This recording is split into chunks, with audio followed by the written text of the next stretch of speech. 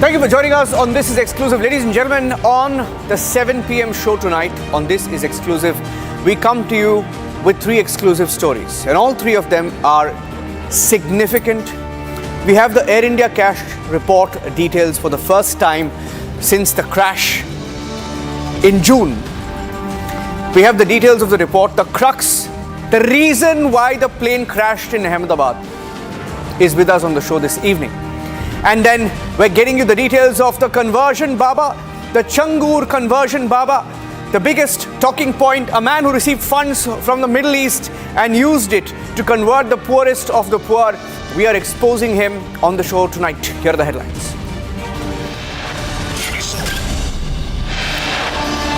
After ATS arrests self-styled Godman Changur Baba in 100 crore conversion racket, ED stepping in to probe conversion module, the money laundering case. He's been bulldozed.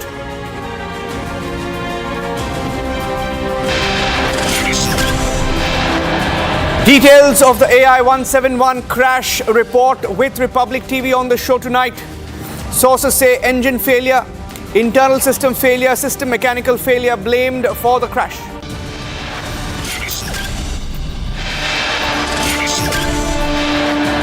Coup against Pakistan, Prime Minister Shehbaz Sharif in motion. Asim Munir, the failed marshal, leads a secret political realignment.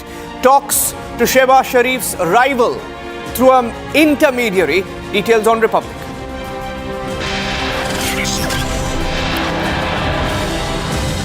Indians undertaking the Kailash Mansarovar Yatra stranded in Tibet. 23 of them trapped due to flash floods. They send a video appeal to the MEA to intervene and rescue them. That appeal is on Republic on the show tonight.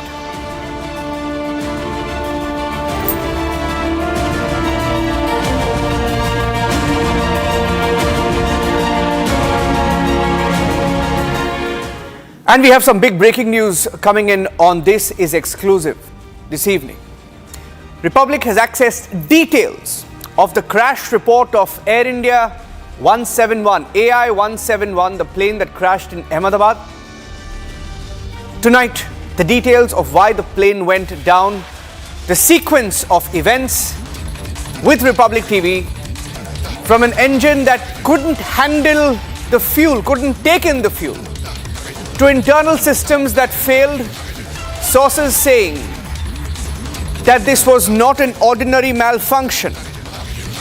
We're getting in more details. The internal systems of AI 171 lost control. There was a mechanical failure. These are details we have picked up, and I have Harsha joining me on the show this evening. Let me go across to Harsha. First up, here's what we know so far. Four biggest takeaways from the report. The failure in engine led to the crash. Point number one. Point number two, let's show the second point. The engine couldn't take the fuel in those last few seconds, leading to the sudden drop and eventually the crash. The engine couldn't take the fuel, and the internal systems of AI 171 completely lost control, and the final point, complete mechanical failure detected in the flight. Now, what does this mean for Air India? What does this mean for Boeing? Let me go across to Harsha joining us on the broadcast this evening. Harsha is live right now. Harsha, what is the conclusion? Do you have the details? So Niranjan, right now I'm reporting from MOCA only, which is the Ministry of Civil Aviation. We are trying to know more details on the report of AAIB, which has been sent to Secretary and the Civil Aviation Ministry today, this morning only. What we have got to know is that the Secretary and the officials of MOCA are still going through the report, because the report is a detailed report. It's more than 500 pages report. What you've got to know is that there was a mechanical failure, but more than mechanical failures, more important to understand that dual engine failure is not mentioned here. In the report, it is only stated that there was an engine failure. There was almost 70 tons of fuel in the aircraft, but the engine couldn't take up that fuel. Also, we have got to know that there was some systematic failure in the cockpit.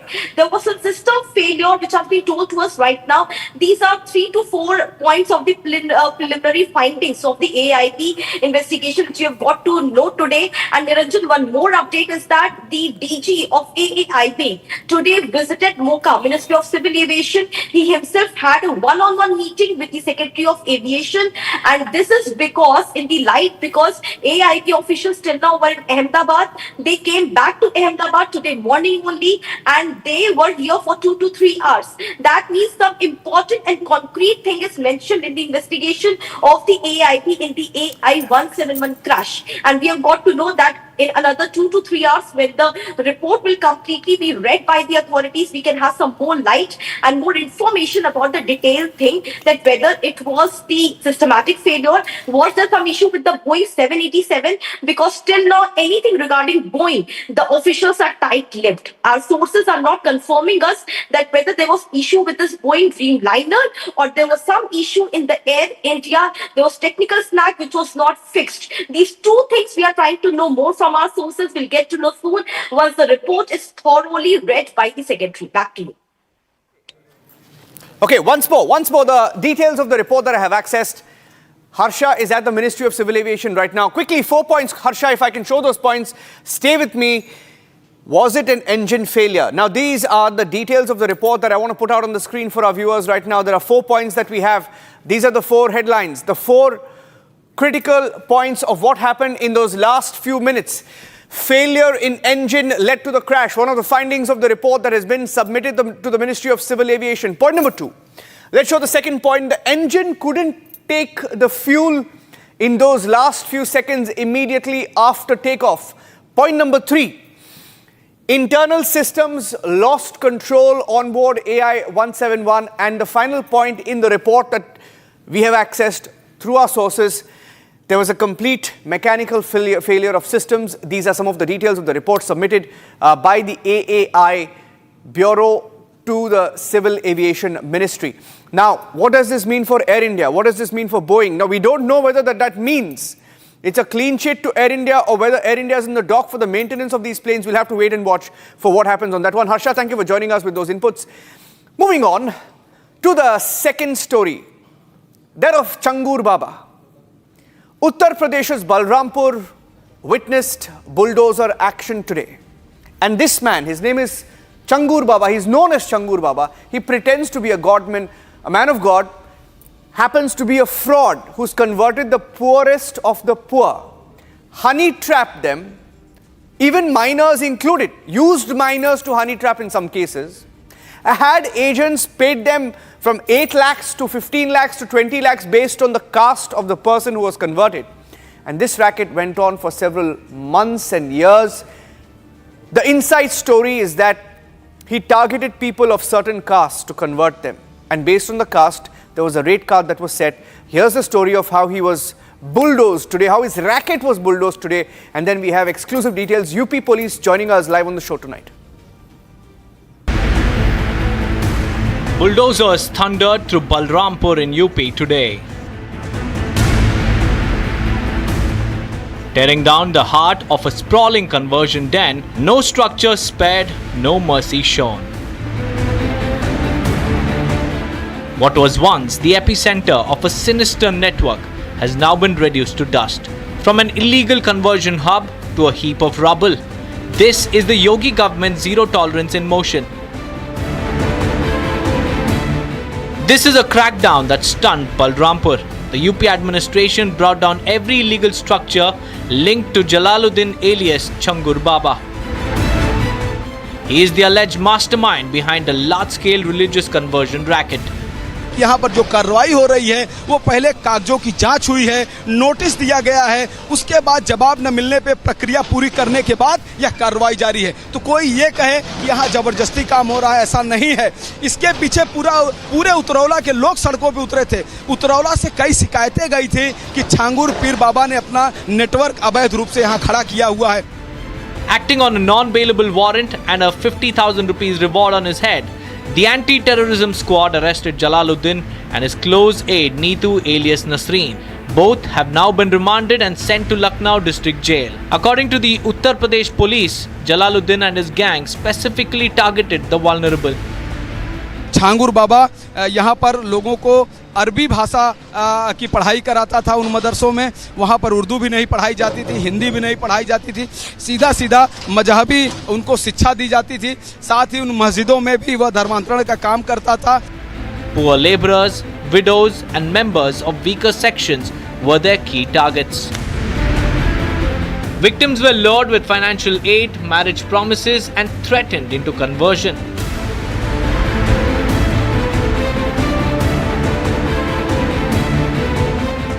This isn't the first arrest in the case. Jalaluddin's son Mehboob and another accused Naveen alias Jamaluddin were arrested in April and remain behind bars. As the rubble settles, the message from Lucknow is loud and clear. Unlawful conversions will be met with unflinching force.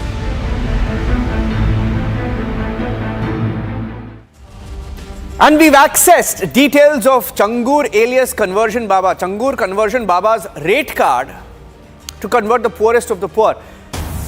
If you converted somebody from the so-called forward caste, quote-unquote forward caste, now this was his mandate. Convert people from different castes, Hindus, forward castes, people from lower castes, and I'll give you money accordingly. 15 lakh rupees for forward caste conversion. Can you believe it? In 2025, in India, in the state of Uttar Pradesh, this Baba targeted and had rate cards for people depending on their caste. And the money went to agents. This money went to agent. If Brahmin women were converted, lured, honey trapped, 15 to 16 lakh rupees given to the agent to convert. If people from backward caste were targeted, 10 to 12 lakh rupees was given to them as money. Agents, not the people who are converted. And other castes, 8 to 10 lakh rupees. Now, this is the rate card which even the police in Uttar Pradesh has gone on record to say Changur Baba was giving to convert people. And where did this money come from? The money came from Middle Eastern countries, and that is the next big breaking news on This Is Exclusive. Let's go straight to that. The modus operandi of Changur Baba has also been accessed by Republic TV. His agents kept traveling. At least 40 visits were made to different countries in the Middle East. As of now, investigators not pinpointing which country, saying we will wait for details to emerge of which country or who funded the conversion racket, but confirming that 100 crore came via Middle Eastern countries. 100 crore via the Hawala route. Victims were honey trapped. Now, this is how he worked. Over 500 people lured, honey trapped, and then forced to convert. And that is how he functioned. Most of his victims who were forced to convert to Islam, they were honey trapped and then forcibly convert. I spoke to the ADG Law and Order of Uttar Pradesh. This is the conversation. Amitabh Yash, while speaking to Republic TV, he gave away very, very critical details of Changur alias Conversion Baba. Take a look. The dramatic visuals that came in from Uttar Pradesh today as a fraud called Changur Baba was bulldozed. Those pictures are telling, because it's not just a story about illegal encroachment or just a conversion racket. There is much more to this story, and to speak about that, I have Amitabh Yash, who's the ADG of Law and Order from the state of Uttar Pradesh, joining us on the show. Mr. Yash, thank you for joining us. First of all, prima facie, the bulldozer action was because of the encroachment drive. But why is Changur Baba important right now? Changur was running a huge network of conversions. Not only was he converting minors, he was using an organized network of his agents who would trap people with into honey traps and then pressurize them to convert. If there was anybody opposing him in that area, he had developed enough influence in the local system that he could get cases registered against his opponents or those who are refusing to be cowed down by him.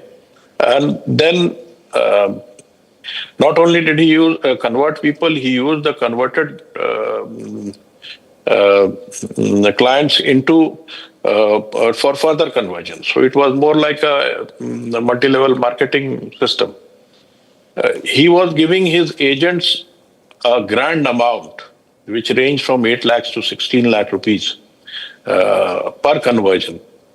And very strangely, this amount was linked to the caste of the person who was being converted. Amount was linked to the he was- caste of the person being converted. Yes, the amount was linked to the caste, and this money was coming from abroad. They had about 40 accounts in which they had received huge sums of money from Middle Eastern countries. The members of the gang had traveled to Middle Eastern countries, I mean, around the records that we have show about 40 times. And they had also acquired properties locally. They have occupied property elsewhere in the country.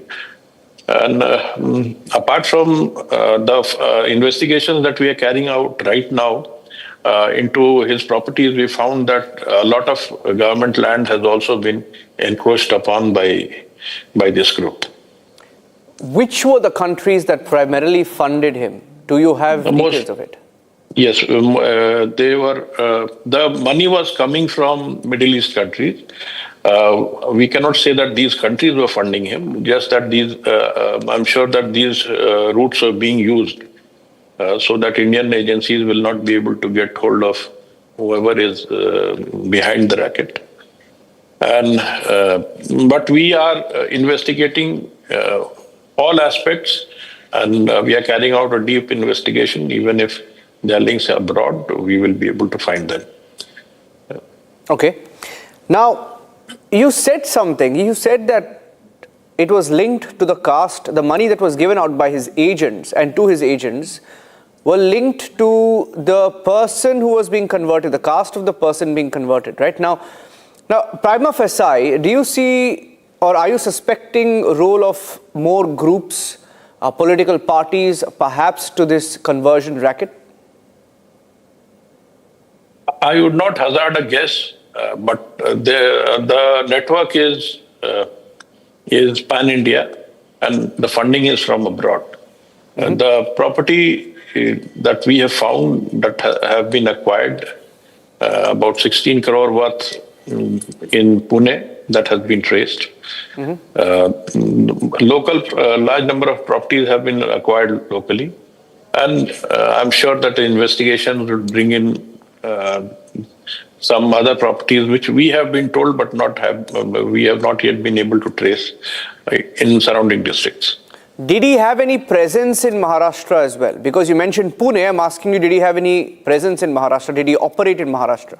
Yes, he did operate in Maharashtra. He used to travel to Mumbai pretty often, and we have traced his land in Pune. Now, this is shocking. Now, if you're telling me that we have this fraud, he called himself a Godman, his entire operation was to convert people, and what kind of people did he target? Did he target the poorest of the poor, or did he have a specific, kind of people that he targeted to convert? He was targeting those who are vulnerable. They could be economically vulnerable. They were people who could be easily trapped into honey traps. There are people who could be easily converted using psychological techniques. So he had used all kinds of techniques. There's a lot of other filth in this system that I will not talk about right now. But what we have discovered is really startling. The poorest were honey trapped and then converted. The poorest were lured. The others were honey trapped. Some were pressurized. All kinds of techniques were used. How many agents did he have in the course of your investigation? A large number have come to light. Since we do not have evidence against all of them, I would not talk about it. Some of them, we have arrested, And as evidence becomes available, more arrests will be made. My last question to you, did he have any sort of a rate card for conversions, saying that if you convert a person of this caste, a person of this community, you get this amount of money? Did he have a rate card of sorts? Yes, he had a rate card. For forward caste persons to be converted, he would offer something like 15 to 16 lakhs. Sorry, say that again, sir. What caste? For a forward caste person, so-called general category caste persons, he would offer something to the tune of 15 to 16 lakhs. And a person belonging to scheduled caste, 8 lakhs or a like amount, somewhere near that would be offered. My God, 8 lakhs for somebody from a backward caste, and for somebody from a forward caste, so-called forward caste, it would be 15 lakhs. Now, this is startling. Thank you, Mr. Yash, for speaking to Republic TV. We get a sense that this story is going to get bigger in the next few days and weeks. We'll look forward to updates from your end as well. Thank you very much for joining us. Thank you so much. Thank you, Mr. Yash. And on to the next big story we are tracking here on This Is Exclusive at 7 p.m. We have a video, the first video of Indians who are stranded in Tibet in the Mansarovar Yatra. These were Indians who are undertaking the Mansarovar Yatra. 23 of them are stranded after a bridge was washed away. 23 Indians stranded at the Tibetan-Nepal border. Stranded as bridge connecting Nepal to Tibet was washed away in the flash floods, and they're sending out the message. I want to play out the message straight away. यात्री कैलाश मानसरोवर की यात्रा पे गए थे। हम 26 जून को India से हमने हमारा टूर स्टार्ट किया और हम लोग प्राइवेट टूर ऑपरेटर, एक नेपाल के हमने प्राइवेट टूर ऑपरेटर के थ्रू हमने अपनी यात्रा शुरू करी थी। हम सब 23 जने, जिनमें हमारा सबसे छोटे जो बच्चे हैं ये 15 साल के एक लड़के हैं और सबसे बड़े हमारी पीछे बैठी हैं 67 इयर्स की डॉक्टर, ये भी हमारे साथ हैं। हम सब ने अपनी यात्रा कंप्लीट कर ली, कैलाश मानसरोवर की यात्रा हमने पूरी कर ली। हम जब वापस लौट रहे थे तो कैरोंग बॉर्डर पे चाइना के हम लोगों से 3 या 4 घंटे पहले बारिश होके एंड जो ब्रिज था नेपाल और चाइना को जोड़ने वाला, जिससे हम 6 दिन पहले आए हैं, वो हम आपको फोटोग्राफ्स भी देंगे स्टिल फोटोग्राफी में। उसी ब्रिज, वो ब्रिज पूरी तरह टूट चुका है, तो हम अभी नेपाल एंटर नहीं हो सकते। नेपाल एंटर होने के बाद हम फिर इंडिया में एंटर होंगे। लेकिन हमारे साथ ये, हम इसे अच्छा भी मानते हैं कि हमने महादेव की यात्रा करी। उन्होंने एक तरीके से ठीक भी है कि यदि हमारे ब्रिज के ऊपर जब हम होते तब ये सब होता, या उसके 1-2 घंटे बाद होता, तो हम तिमुरे, जो नेपाल का बॉर्डर है, तिमुरे से हम लोग काठमांडू के बीच में पूरा रास्ता टूट चुका है।